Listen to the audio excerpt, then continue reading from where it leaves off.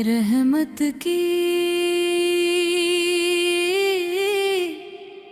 छाँव में चलो,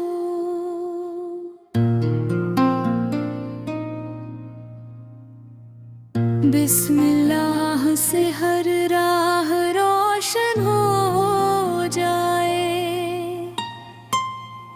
अल्लाह का जिक्र दिल का गुलशन हो जाए।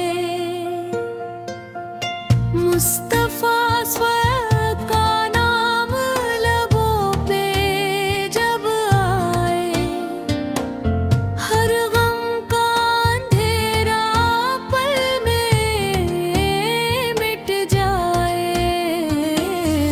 कुरान की आयत दिल को सुकून देती है, ईमान की दौलत रूह को नूर देती है। सजदे में जो झुका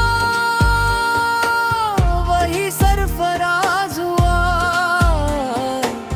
रब की रहमत से हर दिल आबाद हुआ। तौबा का दर खुला है हर गुनहगार के लिए, रहमत का समंदर है हर